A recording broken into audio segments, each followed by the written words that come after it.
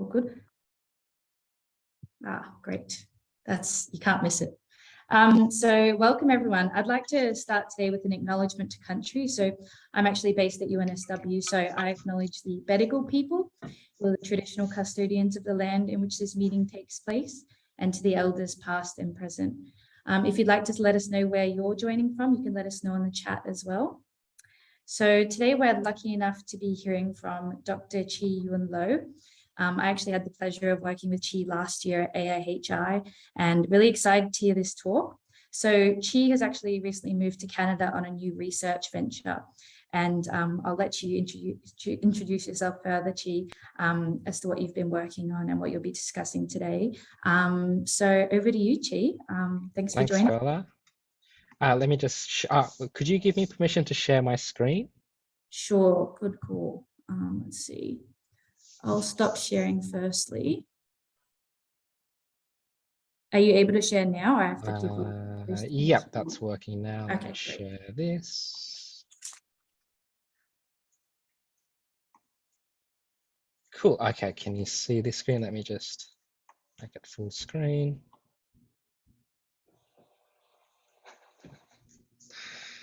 Okay. Hi everyone, my name's Chi, and I'll be talking about technology, disability, and the invisibility of deafness. And I'm coming out all the way from Toronto at the moment, and I'm a research associate at Toronto Metropolitan University.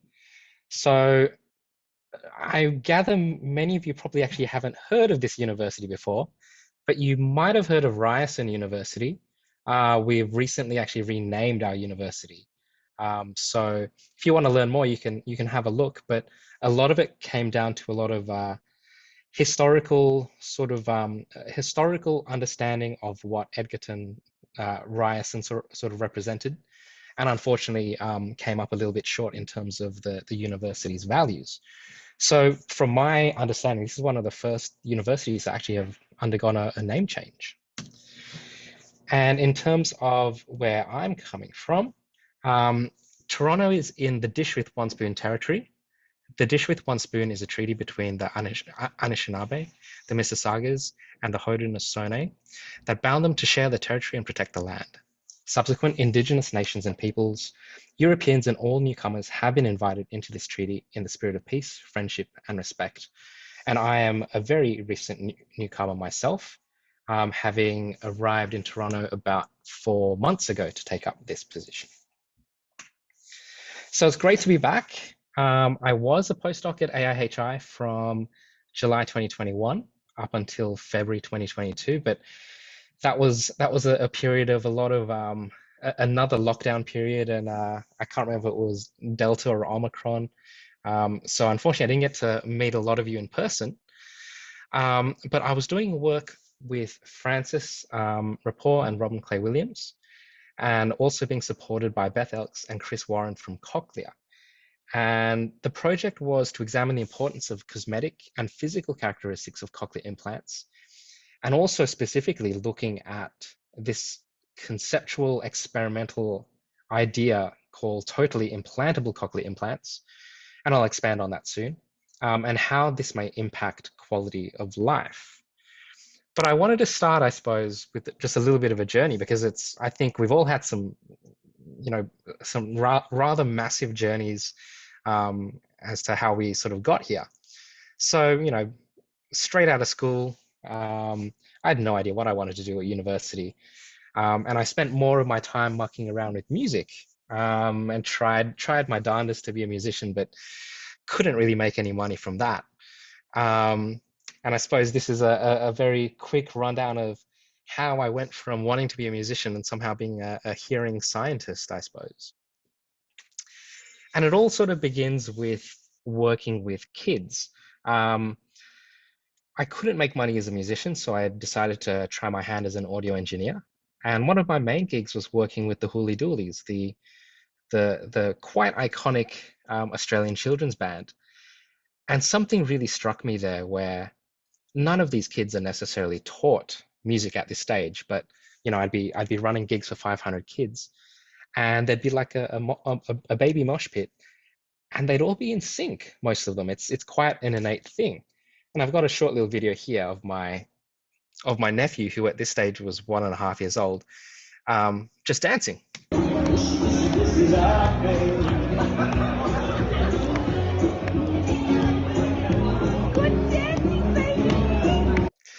So there's someone that I miss dearly back in Australia, but that was sort of the start for me, where I started, putting all these ideas together. I decided to then go to university because, being a roadie is a tough life, especially if you're working, you're driving a truck back to Sydney Festival at 4 a.m. and then you're going to a kids show at 6 a.m. So I was like, I think I'll try and find something where I don't have to do so much driving late at night. So I went to university, and somehow ended up doing a PhD. And my PhD was investigating how we could explore the benefits of music for deaf and hard of hearing children. How about angry? Are we ready? Think of an angry sound. Oh, Calvin's go angry. Oops. And Jeremy's finger go angry, me go. And Phoebe's cat go angry, she say. And Kira's clown go angry, she say. And one more time. Happy. How does Alan go happy? He says. And Jerry's pen go happy. He goes. Winking. And Phoebe's cat go happy. She says. Very good. And Kira's clown go happy. She say. Yay! And why did I put this here? Oh yeah, okay. I wanted to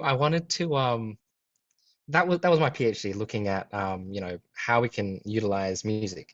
And I just wanted to put a bit of a juxtaposition, I suppose, with my experience at Macquarie as a university as opposed to where I am now. So, Macquarie is such a beautiful, verdant campus, very green.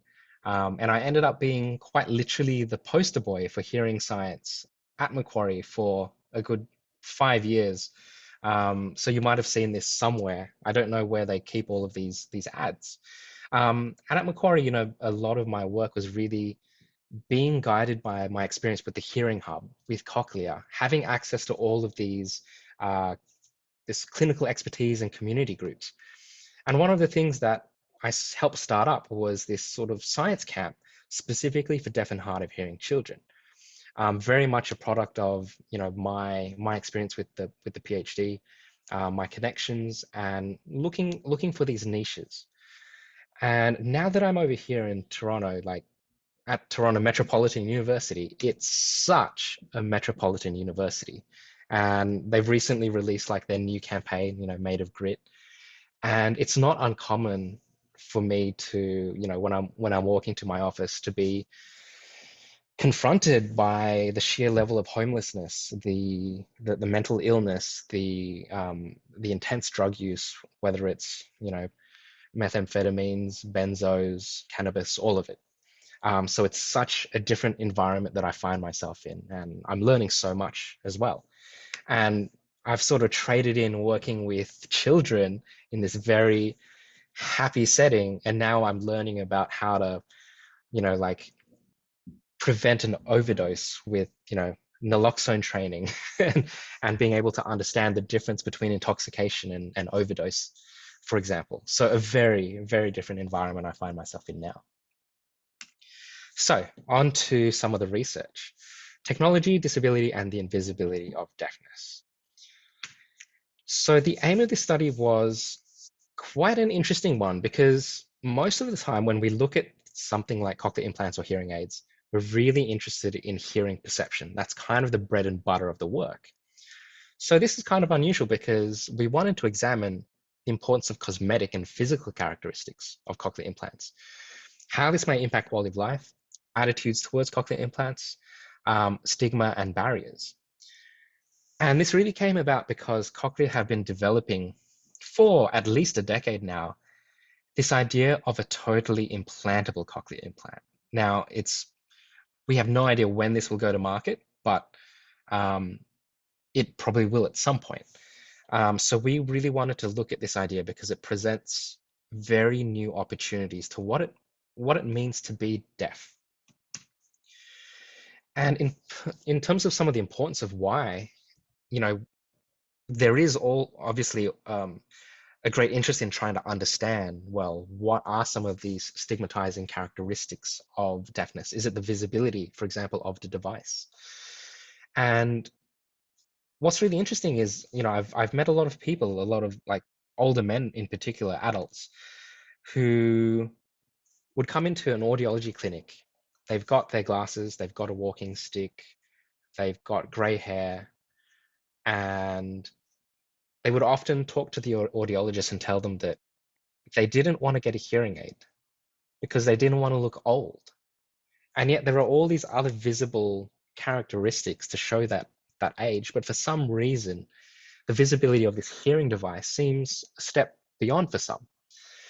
And what's really interesting is the uptake of cochlear implants for those who would benefit from it is estimated at less than 5 to 10%. So it's not a lot of penetration there.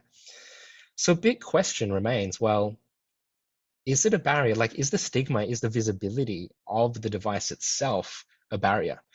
No one's really asked this question yet, or no one's really had a good look at this question. And with this idea of this totally implantable cochlear implant, it presented a really unique opportunity. So just as a bit of a recap for what a cochlear implant is, in the top left here, we can see that we've got this microphone and the speech processor sitting behind the ear, and we have this magnetic portion, the transmitter, attached just behind. So we have these 2 points of visibility. Just below, we've got a new system, like an all-in-one system where there's only 1 point rather than having anything hanging off the back of the ear. If you imagine a totally implantable cochlear implant now, all of these components would be implanted beneath the skin. Nothing would be visible. At this moment, it is a proof of concept idea. So I always like to go back to the earliest point we can when it comes to research, because I find it really fascinating that often very little has changed from the origin point, and the same issues are in contention. I was compelled early to isolate myself, to live in loneliness. How harshly was I repulsed by the doubly sad experience of my bad hearing.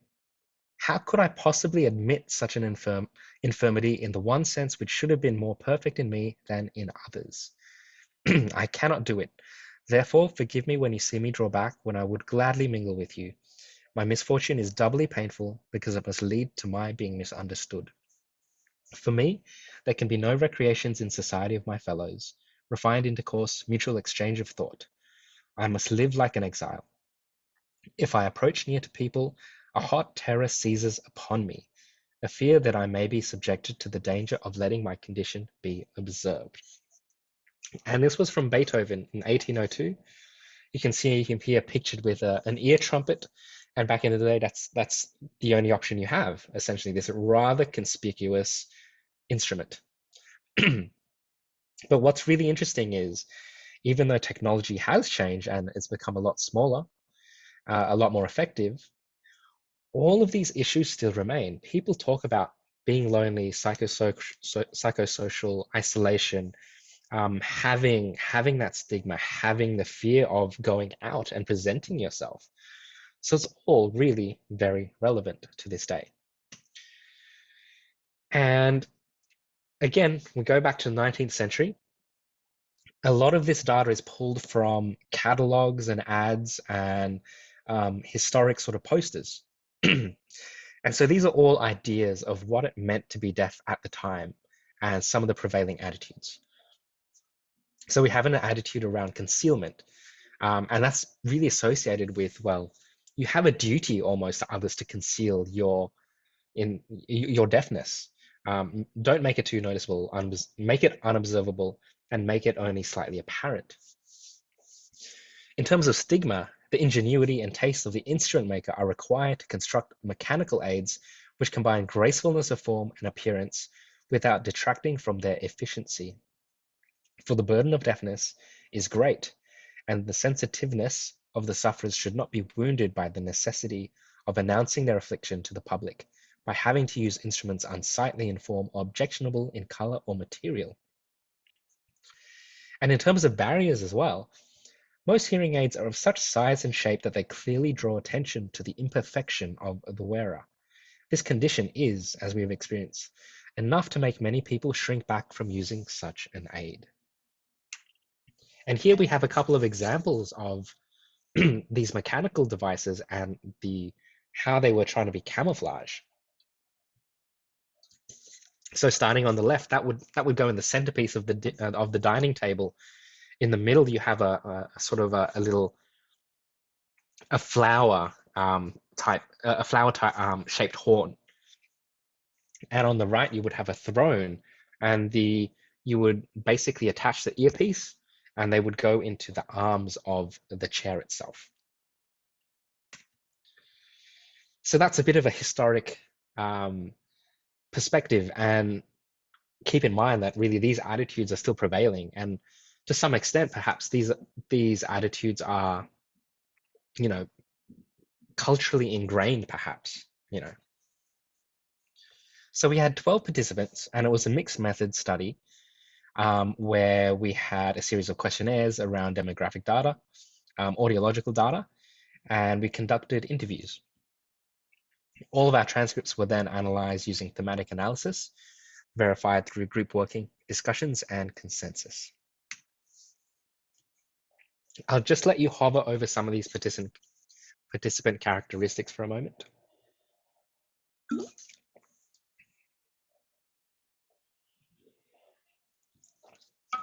So we had quite a spread in terms of our age, which is, to be honest, a little bit unusual for cochlear implant recipients, who tend to be older.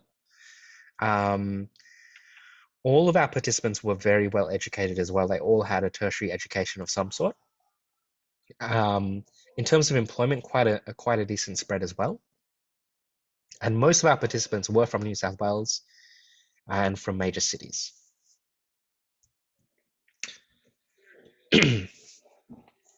So I'll go into some of the data here. And these first two slides are, I basically want you to have those in the back of your mind where, sorry, excuse me, where you can think about the broader context of this discussion that we're having between cochlear implants and totally implantable cochlear implants. So in terms of life-changing, all of these participants at some point had decided to get a cochlear implant. And so we had found that all of them were so appreciative of what the cochlear implant had done for their life. I think if I hadn't had it done, I would just sit at home in a corner in a cupboard and read books all day and be very sad. I'm able to engage in all the activities that I want. It's been a very successful and life-saving procedure. So it's really, really quite a powerful change in their life. And now this slide is important in the context of we're asking them questions about the totally implantable cochlear implant and also then the cochlear implant that they're using. And the only difference really is this conceptualization that it would be invisible. So within that context, still the most important thing that came out is hearing was the priority. It could be aesthetically improved. That would be great. It could be invisible. That would be great. But more important than any of those is it going to help me hear better? That's the overriding sort of message. And here, for example, I would prefer a hidden implant as long as it sounds better. For me, a better or clearer sound that helps communication is the first priority over aesthetics. And I want to sort of like back end all of this because I'll be talking now about, the four themes that we identified. So just have that in the back of your mind as well. So the four themes that we have are cochlear implant challenges, the importance of social and support networks, identity and disclosure, and concerns about totally implantable cochlear implants.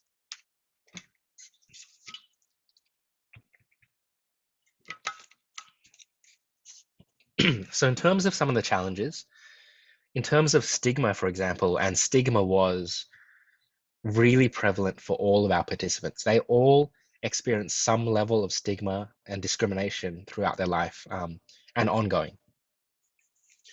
You don't hear somebody and they look at you, see the cochlears, and speak to you as if you're retarded, or people choose to speak to your partner instead. Some people are just uneasy or unsure how to approach you. And in terms of aesthetics and vanity, some people found this particularly problematic. They really, really disliked the visibility of it. For them, it was really associated with being frail, having a disability, and they hadn't come to terms with this change in identity in the least. That was all appraised in a very negative mindset from their perspective. Until recently, I've absolutely hated hearing aids and cochlear implants. It's awful going around with this great big advertisement on your head. There is nothing pretty about any hearing aid or any cochlear processor that I've ever seen in my life. So very, very strong opinion. There were also challenges around the practicality almost of having a cochlear implant which is dangling magnetically onto your skull. This was quite problematic for people who were working in trades such as mechanics. And I think we had one mechanic who would often talk about this problem where he'd be, working under the car and all of a sudden he's just lost his hearing and he didn't know where his processor had been. Others had lost it on vacation. And others as well talk about it being it's quite a harrowing experience when it is sort of, if you're near a large magnet or something metallic and all of a sudden your hearing is just gone, just like that, and you don't even realize. So I'm just a little bit careful. It becomes second nature. Getting onto a train, for example, before I step from the platform, I put my hand up, raising the hand to below their ear, just in case somebody bumps me and it falls off. I don't want it to fall between the platform and train. We were fooling around, having too much to drink, dancing, and all of a sudden it went flying off my head. It was dark, crowded, and I was so terrified that somebody would step on it and squash it. I think one of the most interesting ones was a mother as well, sort of recalling her experience with her newborn. And, her baby had no idea. Her baby would always be grabbing at her cochlear implant, which she found very, very challenging to deal with. And the workplace became one of those contexts that was incredibly important. So here, one of my biggest challenges, I have a CI, and this is how I'd like you to communicate to me. And they still wouldn't acknowledge that. I'm able to do the work, but if I need to communicate to somebody, but there would have to be a different way to do so. And a lot of this really falls under, it does fall under that idea of stigma as well, where a lot of participants talked about the challenges within the workplace. And what's really disturbing about this is, they would be discriminated from the get-go with the visibility of the device. But what's really disturbing is that even when the participant, the recipient would tell their workplace that, hey, this is what I need, they wouldn't do anything with that.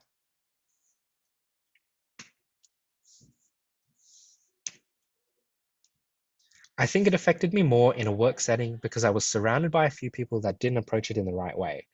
Rather than talk me through it, they'll be more patronizing. Yeah, we can tell you can't hear. But I never actually pulled anyone out for those things. It impacted me more than I ever told anyone. And again, this problem of being, in a sense, the only deaf person, being isolated, not having a robust network to rely on, And the wider population having very little idea of what deafness entails was really challenging.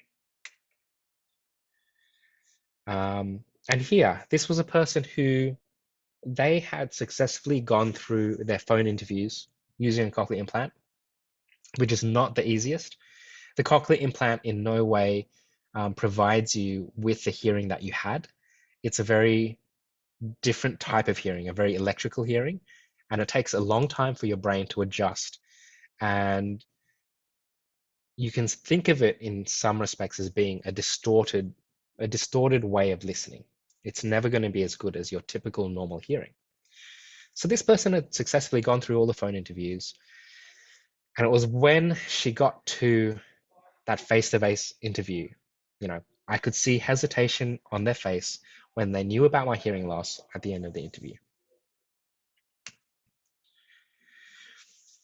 The second theme was around this idea of the importance of social support networks was just absolutely critical for number one, the well-being of the cochlear implant recipient, but also it was the most important factor when it came to them deciding to go through with the cochlear implant. So it takes a lot of effort because there's costs involved, there's surgery involved, and rehabilitation. And also sort of rehabilitation, not just in terms of like the surgery, but oral and auditory rehabilitation. You have to sort of train your brain and your ear to learn how to listen again. But a lot of them had good experiences with support networks. The audiologist knew I was desperate because I'm so involved in music and I didn't want to lose my music. And I thought if I lose my music capacity, then I just wouldn't know who I was. And they were beautiful to me. They put me in touch with a number of musicians who had cochlear implants so that I could just contact them and share my woes, my scares, the things I was frightened about, and learn from their experience. And that was really such, for a lot of participants, it was that moment when they met another cochlear implant recipient who had a successful outcome. That was often that tipping point. They're like, yes, I'm ready to get one.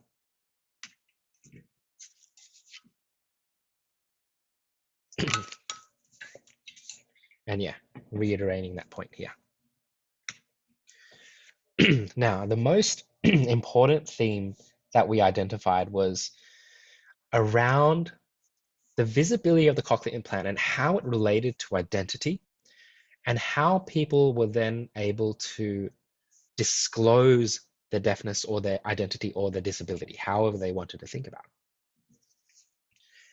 And one categorization that we sort of found was this idea of being loud and proud, where a lot of the cochlear implant recipients wanted their cochlear implant to be visible. That visibility, that shows me what I am. I just can't imagine life not being a deaf person. I'm proud I was born deaf. I don't even know it's there. It's just part of me. To be honest, I wear it loud and proud. I'm quite happy to wear it.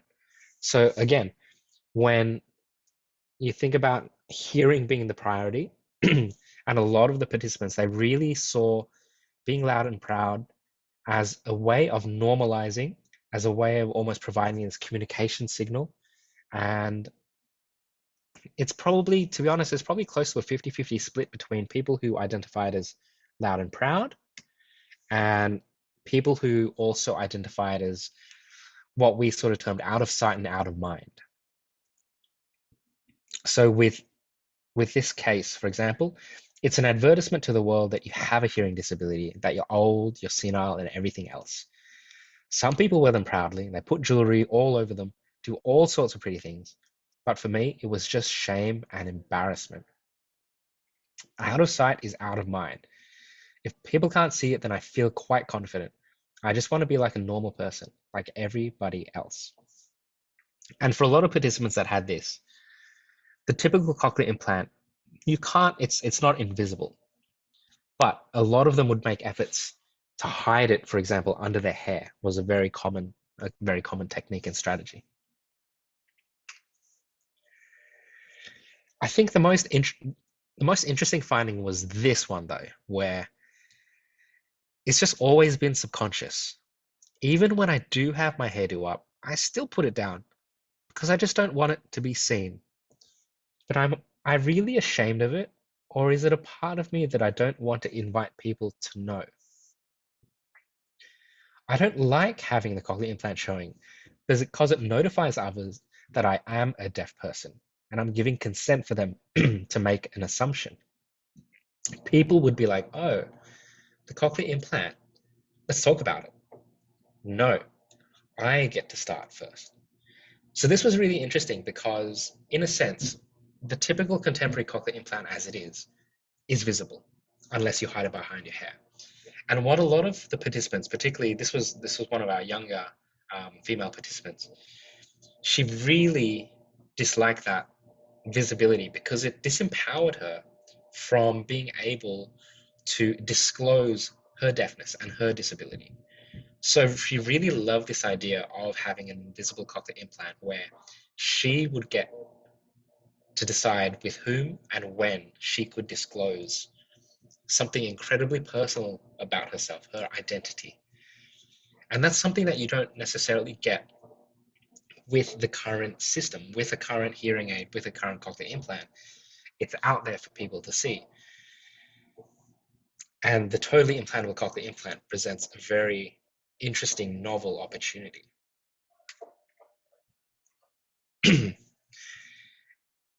The visibility of the cochlear implant also presented opportunities and problems. So for a lot of people, they found that if they didn't have their cochlear implant, a lot of people just simply wouldn't accept that they were deaf.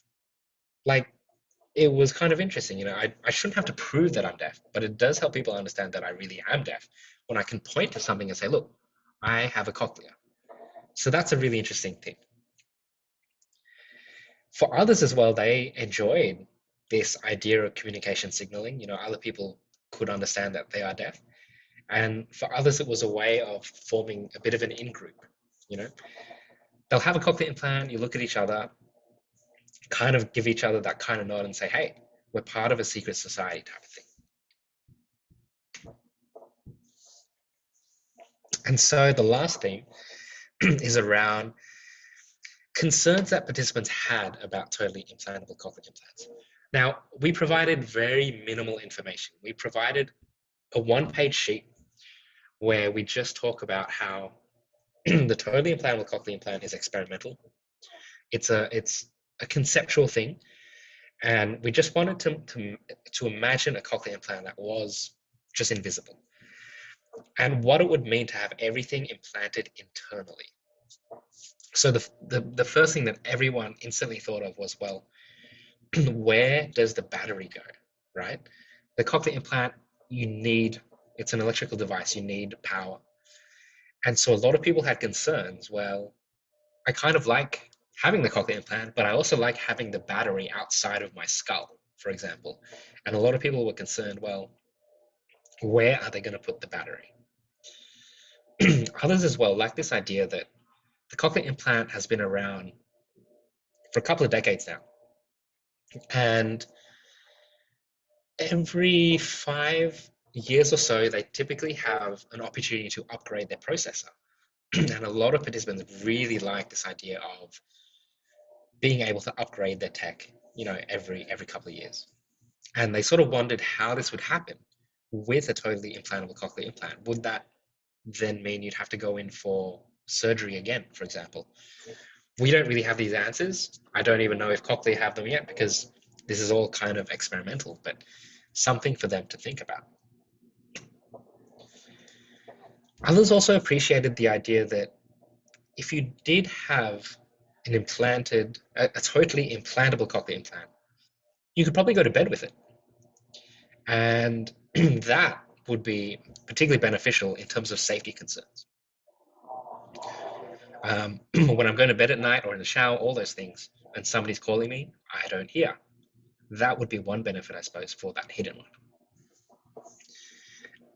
And also a lot of participants, and I think it's probably quite an Australian thing, I want to get it because I'm a swimmer.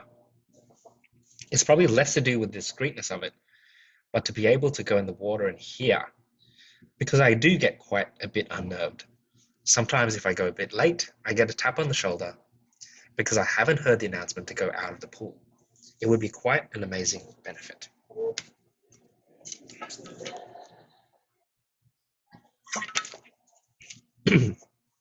So, in terms of wrapping this up and some of the take-home messages,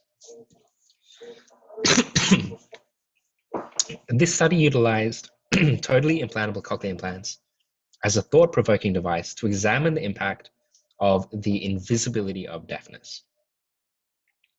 We categorized two identities that were particularly prominent and particularly relevant to the idea of the invisible cochlear implant: loud and proud and out of sight and out of mind.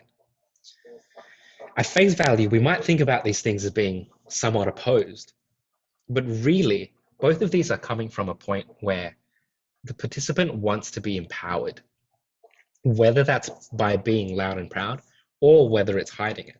You can be empowered by presenting it and wanting to normalize this in terms of people understanding it, or you can also be empowered in the sense that you get to decide who you disclose your identity with. So there are lots of interesting things, but fundamentally, we really think that this comes from a point of empowerment. The usability of totally implantable cochlear implants was rated positively, and I thought about all of these benefits, like they'd be able to wear helmets without any problems, all this headgear. They wouldn't be concerned about losing or dislodging it. They'd be able to go to bed with hearing. All really positive benefits. And as well, it's this possibility that there's now potentially a flexibility for identity, where you can, with a standard cochlear implant, you have to have it visible, or you hide it behind your hair. With something like a Tiki, it changes the possibility where there might be a possibility where it is invisible, and you can add additional external components as well. And the workplace became really the context that was of most importance, particularly for this idea of invisible hearing. So many adults had reported that they had been discriminated against in the workplace. And this is not surprising when we look at the data. Deaf and hard of hearing adults are underrepresented in the workplace. It's a simple fact. And what's really disappointing is even when they are made aware of the accommodations that need to be made, they're often simply ignored. So Tiki is interesting because it might help someone get in to the workplace in the first place through the interview process, but we don't know how that would have an effect in terms of accommodations after the fact. If they're already having trouble, for example, when they display their deafness, they articulate their deafness to their employer and they still don't make any changes, we don't really think Tiki is going to make much difference in that respect. But if it does get them through the door in the first place, that's probably a good thing as well. And finally, the ability to control the visibility of deafness and control disclosure was seen as a highly desirable and empowering, particularly for participants aligned with the out of sight and out of mind identity. So in terms of future directions, I suppose we only had 12 participants, so it's quite a small cohort, and we would love to look at a much more diverse cohort. In particular, we'd like to look at what are some of the other contexts where Tiki would be particularly beneficial. We've identified the workplace, but are there other bespoke specific contexts where there are specific advantages?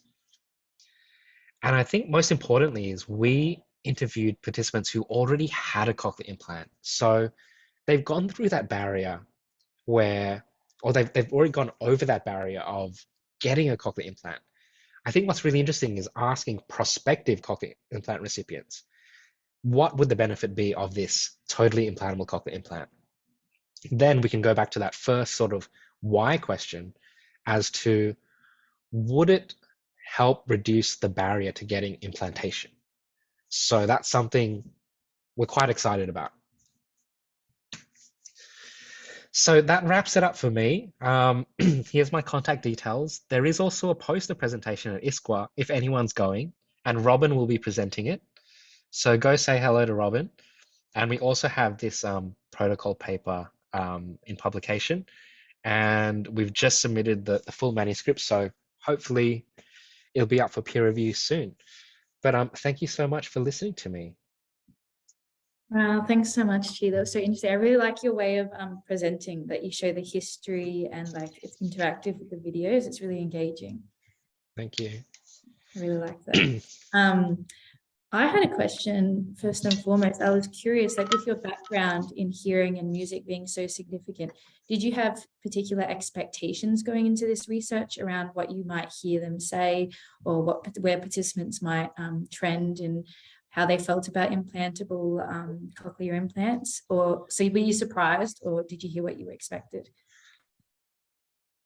I think when we went in initially, and I think most clinicians and researchers would have said, oh, if you can make an invisible cochlear implant, everyone's going to jump for it, you know, like 100%. And I think what was interesting was, it's like, yes, a lot of people would jump for it, but a lot of participants also really liked being loud and proud. You know, they would bling up their cochlear implant. They would put stickers on it, particularly for participants who work with children. It was really important for them actually to normalize and display the cochlear implant in that way.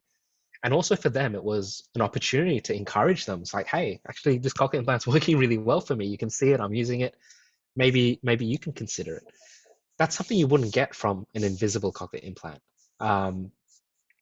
But yeah, I think it was mostly in line with my expectation that everyone would probably like it. But I was surprised, I suppose, by the idea that the greatest advantage of the invisible cochlear implant would be around disclosure, having the opportunity to disclose your deafness on your own terms. I'm really grateful for that participant and for others who were aligned in that perspective. And it was something that I hadn't thought about. That's really interesting. Thank you. Samantha, did you have a question? Yes, I do. That was amazing. I really enjoyed that. Thank you so much for that presentation. That was great. So many thoughts. I guess my main question, or thoughts and questions, surrounds the many differences with depending on the age of participants. Because when you said loud and proud, I couldn't help but connect it to my own coming out story and sort of about identity and disclosure. And I even have like a little necklace that has like the lesbian sign on it because you couldn't see it.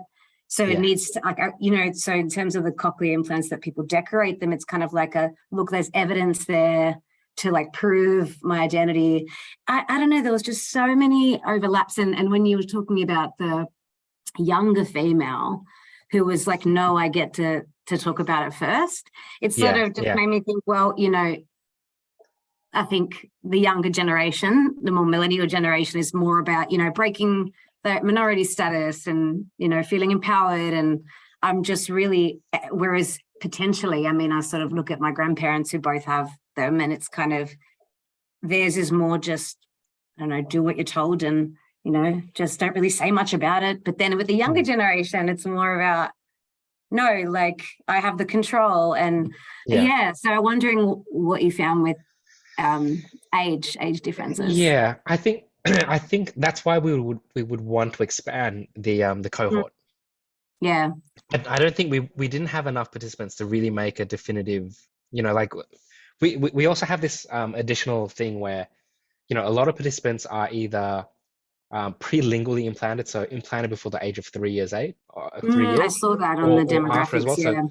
So it's a bit of a mix between pre and post. We didn't find any sort of definitive difference between, I suppose, people and their age and people and their age of implantation.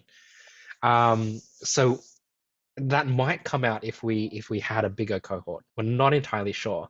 But my mind was totally going where you were going as well when it comes to like coming out and you know, it's about disclosure essentially. And I wonder if any other kind of status that the person might identify with might influence that. So, you know, I've got, you know, proud as punch or something. I won't say the actual word that it has stuck on my wall. And, you know, would that make me more likely to sort of want to show off the cochlear implants as well? And just because I've been through that, and I wonder. It's just it's hard to have so many participants with, you know, qual data and this analysis, but it's just that's what came through to me. So really interesting. And I know Cochlear are quite interested in, you know, potentially expanding, because from their perspective, if they can understand which participants would benefit from, you know, essentially they have 3 products of cochlear implants. If they could understand the personalities that these are more appealing to, like they would go for that as well, you know? I think what was really interesting as well though was, particularly for some of the younger participants, when I was talking with them during the interview, it was almost like they're almost coming to a realization during the process as well, and these things are almost like coming out as well, which I found really interesting, particularly for the younger participants, where in a sense they might not have actually reflected so much on this yet. That's fascinating. Thank you so much for that. Isn't it interesting how philosophical science can become cheap? Issues around identity and consent and things like that. Definitely. That's why it's got to be, you know, it's got to be intersectional, and you got to have a broad base of knowledge and work with a whole bunch of people. Yeah, exactly. I think you had a question, Karen.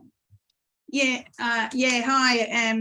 Really very interesting, and across sort of a lot of the research that I've done, you know, that identity is interesting, like for epilepsy, if they've had the epilepsy surgery, but a lot of them still struggle with not do they identify as somebody who lives with epilepsy, or do they not after the surgery?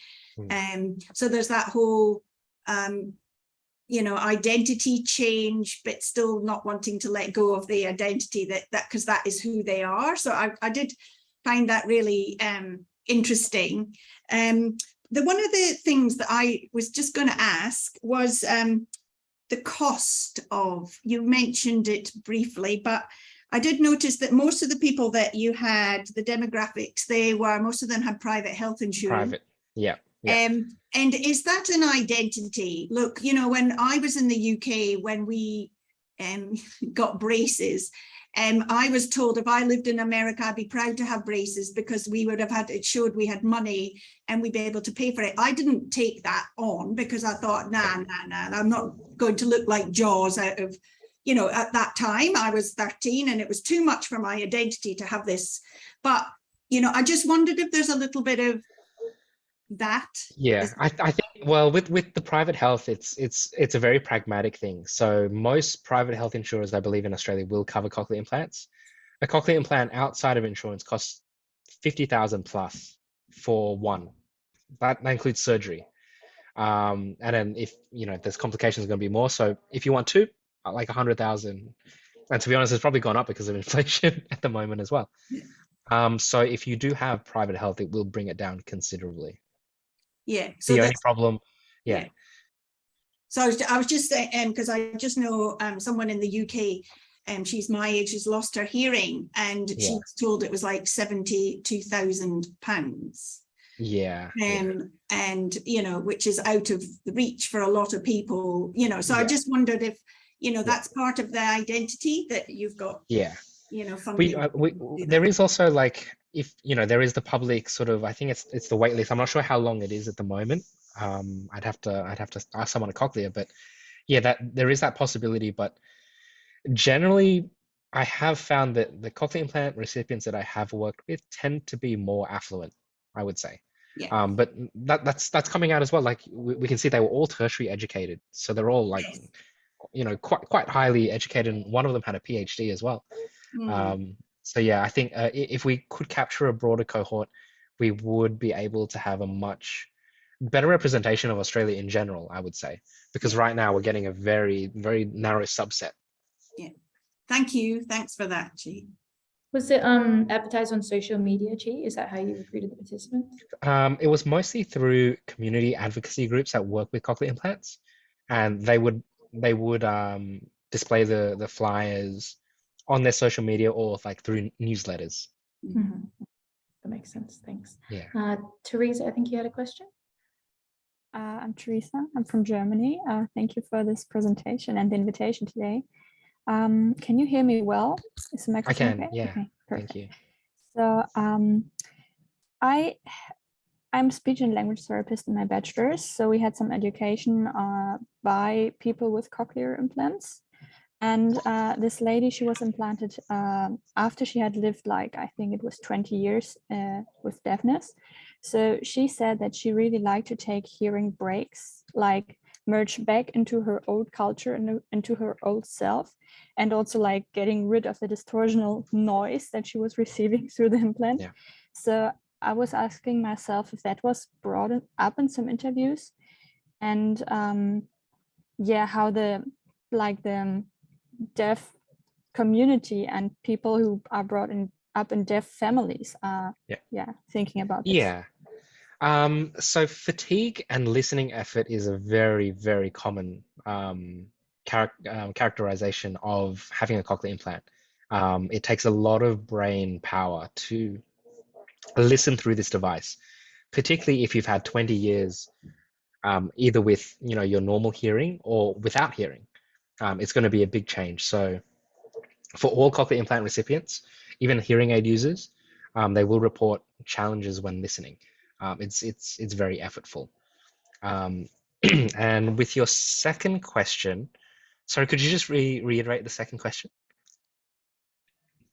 I think basically my consideration was with a non-visible implant, if that is received differently in people who are integrated into deaf culture and people who are not, Right. who are, Yeah. for example, brought Yeah. up in hearing families. Yeah. I think I didn't formulate it. Yeah. So we didn't interview people who were exclusively like culturally deaf or capital D deaf, but we did have quite a few who were fluent in Auslan, Australian Sign Language, and we even had one who she would have considered herself culturally deaf probably until she probably had a bit of a separation once she received her cochlear implants. I would say that cochlear implants are incredibly contentious for the culturally deaf community. There is, if you talk to someone who's culturally deaf, they would not argue they have a disability, for a lot of them. There are some that would, and some of them would argue that they do have a disability for very pragmatic reasons, such as accessing NDIS, for example. But a lot of them, having the model of disability where it's like there is absolutely nothing wrong with them. It's everything to do with society. But we didn't speak to them specifically because we were only looking at cochlear implant recipients, experienced cochlear implant recipients now. But that would be an interesting another cohort that would be of value to interview. But Macquarie's got to bring me back to Australia first, and Cochlear have to fund me, so we'll see what happens. Just quickly, Chi, the implantable ones that they're thinking of making, would there be like a remote that comes with it where you could turn it off, or would it always be functioning on? Do you know? Yeah, there'd be a remote. I mean, at the moment, like they've all got like smartphone integration with current cochlear implants, like every device. A lot of the kids, they love just Bluetooth streaming music straight to their cochlear implant, while no one realizes what they're doing. So yeah, that would definitely be. Yeah. Awesome, thank you. Did anyone have any other quick questions before we finalize? No? That was so interesting, Chi. Really, really engaging presentation. And yeah, so many quotes and things that I just wouldn't expect as a layperson. So many comments that people make that are just really interesting, especially around the consent. That really got me thinking. Yeah, I had so much fun doing that study. It was really, really interesting, and I'm quite experienced within the field, but I learned so much from that as well. It seems like you're really passionate about it, Chi. Oh, you have Great to to see. be in research, right? Very infectious. We're not going to survive it like, what can I otherwise. do now? What can I, like, there's just, yeah, that was really inspiring. Thanks so much. Yeah, you can Thanks tell also you're- to Bella and Karen for inviting me to give this talk. We'll have to have you back again to hear what you're working on now once you're finalized, and hear more about Toronto. Yeah. I don't know if anyone knows, but it's like nighttime where she is right now. It's like well past his bedtime. So thanks so much for 11:30. joining. 11:30. Oh my gosh. Yeah. Well, especially thanks for that. No problem. Excellent. So hopefully this will be uploaded on the